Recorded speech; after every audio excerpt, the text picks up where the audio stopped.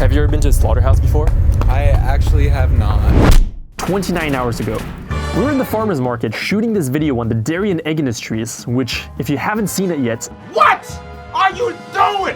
but at some point my friend Penny asked this guy to be in our video, and we met Sam. In training to be a sales manager, Sam loves anime and video games.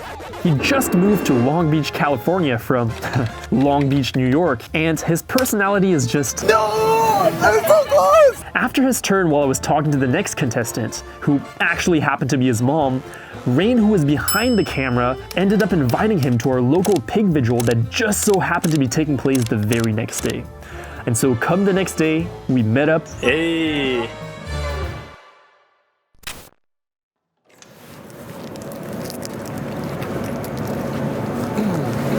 Have you ever been to a Slaughterhouse before? I actually have not. I can't think of a time I've actually even been close to one. I mean, when you think of like animals, you think of farms and, you know, rainbows and sunshine, and slaughterhouses are hidden from us. You know, we're looking at this place right now and there's a huge mural with a bunch of happy pigs.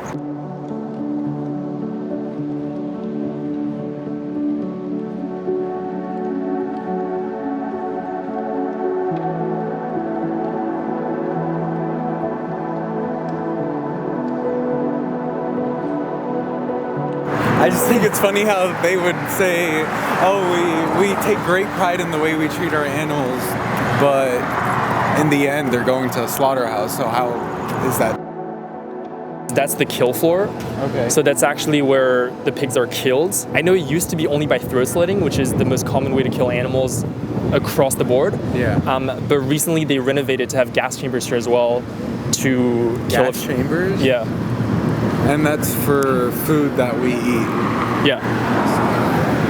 We have this tendency to pick and choose what thing that we care about because, oh, this is the only thing that's relevant to me. You know, I have a dog at my house, so yeah, that's great, they're saving dogs. Oh, pigs? Yeah, I'm not going to pay attention to that. Have you heard about this term speciesism?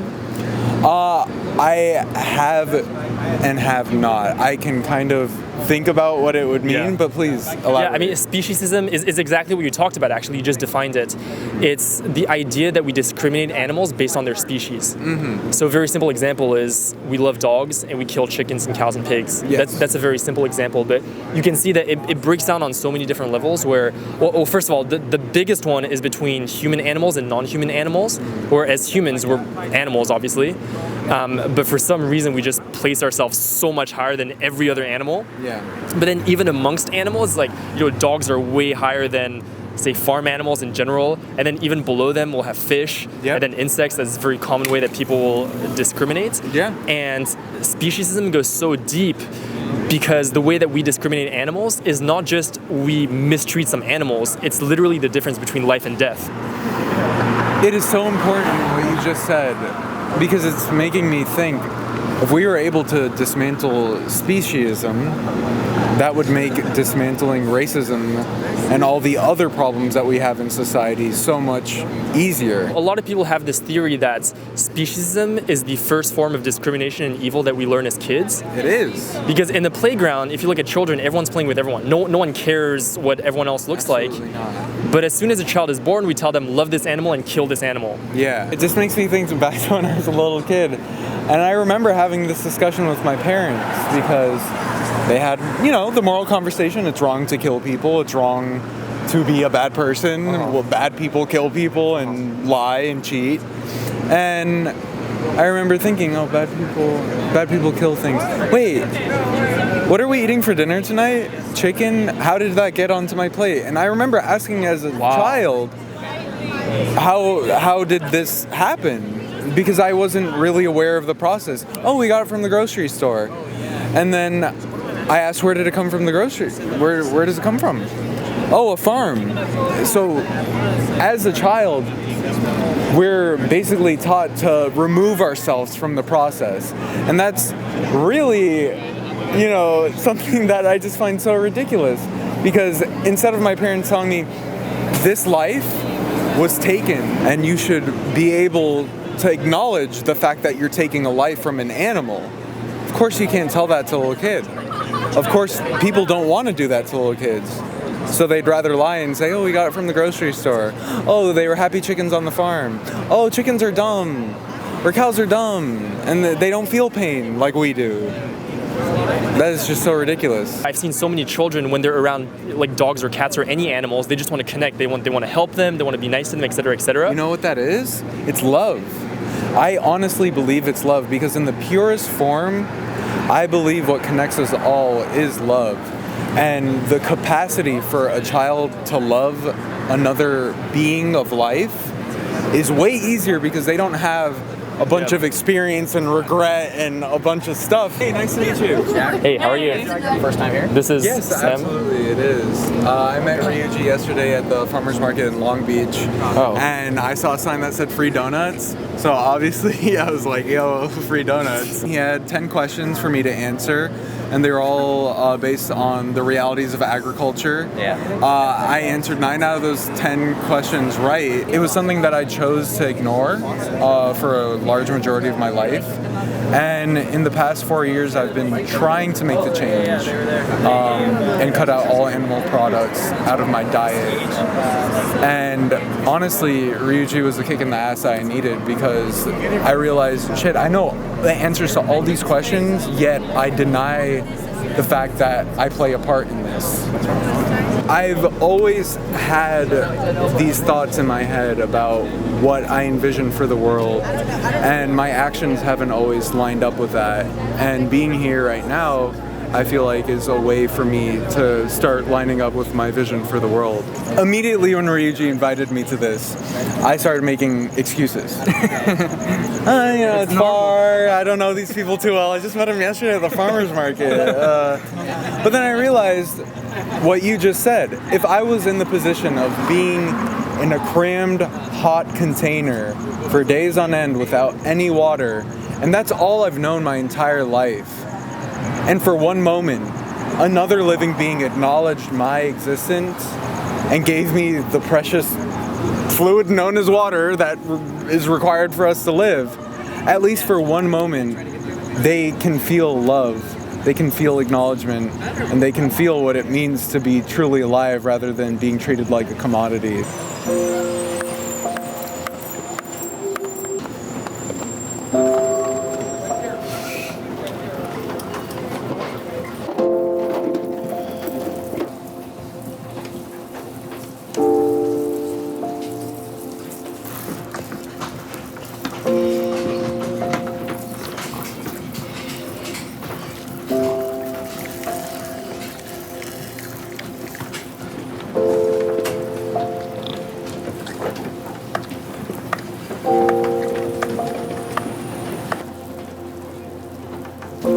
Just so you can have your bacon and shit it out 2 hours later.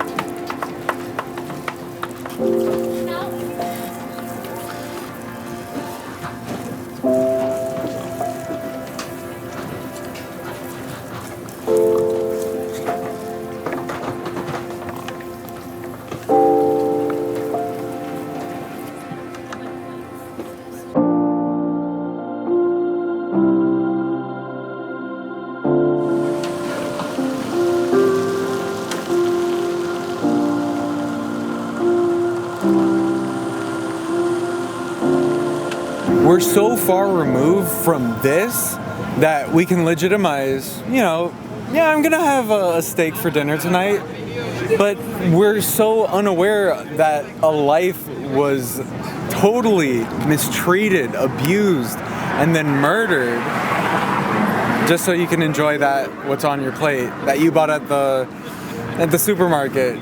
So far removed. The closest thing that you saw to blood was a little bit of blood left in the packaging that you think is gross and you wash off because you don't want to be a part of that. No one wants to be a part of that. It's not human nature to want to kill and to be a part of that cycle. But unfortunately, we're conditioned to ignore that and to make excuses. I think I must have been 11 years old.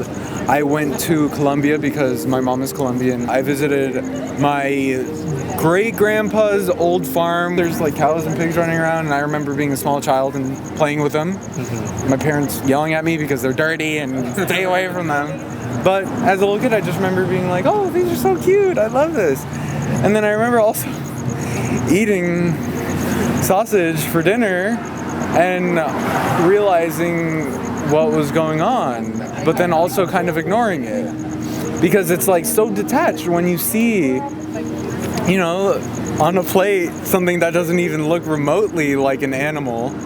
It's a lot easier to justify eating that. I went fishing with my dad when I was a little kid, and I remember catching a fish, pulling the hook out, and it was gouged. And I remember the jaw of the fish detaching and me feeling like I had just slaughtered something. And I remember crying, and my dad's like, son, don't worry. They don't feel pain.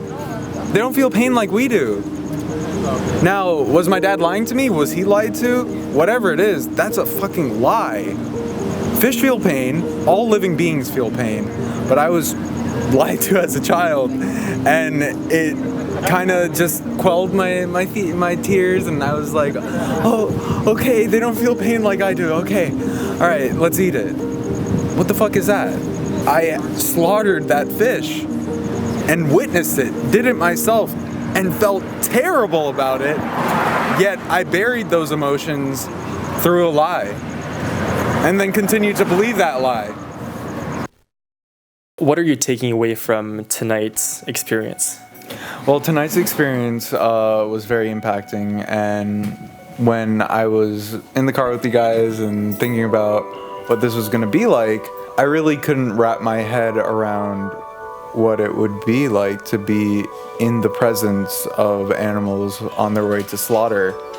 And I was thinking it was going to be depressing and dark, and while there were aspects that were dark and depressing, because let's face it, these animals were being slaughtered and on their way to slaughter, there was also an immense feeling of love and community and welcoming that I was just surrounded with immediately when I introduced myself to people and told them that this was my first time there. I wouldn't hesitate to go back because there is just unbelievable amounts of love, compassion, understanding, and to be around those type of people really helps you to frame what's going on into a more positive light, because unfortunately, while these animals are being slaughtered, we can make the difference.